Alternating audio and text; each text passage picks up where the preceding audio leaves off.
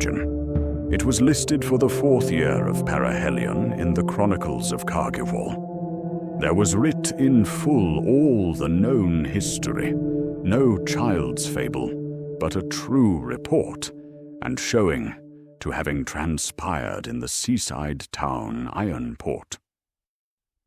Their hearts needed no more encouraging. In the year 1404 they met, the 4th age of the world. There in the homeland they knew, Ulthor rich in Seahall, foremost kingdom of Whitehawk. So let the tale begin there, at the tavern that evening, bright with the glow of many candles, being the day before they expected to sail. In a large room apart they stood, and there they were gathered. The thick oaken doors they closed and locked. At the famous table of whitewood, the oath room, under the sign of the Golden Mermaid, they assembled.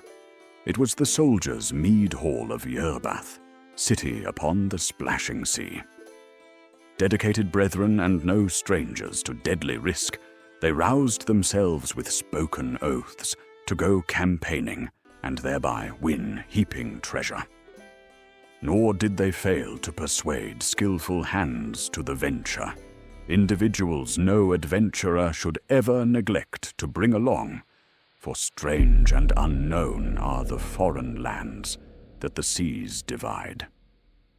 Who were they that pledged these bloody oaths? Count first the young noble, and 3 reckless fighters, a chivalric lord of the church, and the troll-wise Valraff, elf-kin, deep-born folk, famed in tracking. Add thereto a mage of Nistol, a refugee of the raised towers, steeped in strange verse was he, the one who first gave his word, and bound upon his head the silver whale diadem of arcanes, embroidered with rune-work of Nistol. Never would he give solemn word without it. Hear ye this, good soldiers. You know me as Thalfin the Star-Robe, but let me be called Avenging Onslaught instead, if ever I see my brothers in deadly straits. For by these bones and blood, I vow all fury and death-dealing magic in defense of the man in peril, whosoever he be, and whatsoever the chance, be it against beast or nightmare, giant or highest sorcery, risking life and limb, all for the man beset, glory and loot come what may.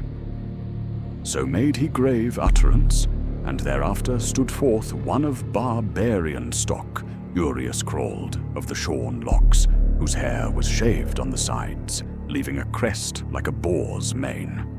A savage look born of heathen hills, with mazy lines painted on his arms, his mind unsullied by civilization's guile. He was a sure throw with the axe, and one who could best unleash the deliberate sword stroke. He placed upon the table his heirloom sword, an orichalcum brand, brazen metal of amazing temper. Urius, so do men of the cities now call me, now that I am cleansed. But know that my name was before heathen style, Uriosh of Vath, the name given from my Hyksoth ancestors. Life is brief and troubled for us barbarians, but there is much delight for the bold. So I now pledge and hold myself to the same. No well-woven magic to offer, nor high birth to claim, but rather the hazardous edge of my dooming bronze to vouchsafe bloody victory. So vowed he. Then Rohorst, the skilled lanceman. Bald was the man, having the deep-hued skin of the Mahanaxaran tribes, a short black beard, and being clad in a leopard skin tunic, its tail and limbs dangling at his side.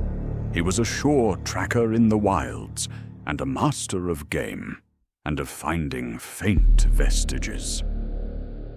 I also gravely vow, and let my share of the booty go to the man who sees me delay my spear or many-knotted club, unsure of strength from above, if ever a mass of enemies overwhelms us, for first shall I go down in heaps of the slain. So the lithe-limbed Rohorst gave his word. Next Gulathar the Valraff made vow. A troll-wise spelunker was he, himself bred of an enchanted realm. Kin of deep earth, his ears were pointed like a fox, and he had a hooked nose like a sesquin bird, with worried eyes, and being hunched by countless years. He it was who knew many things needed for rough adventure in brooding caverns or mazing tombs of pagan kings. My oath does not shy from like boldness of tongue, for I never leave a soul trapped in the depth of some echoing cave, broken in the dark, abandoned in a sightless pit, groaning under inaccessible gloom. I will abide by him until his last breath.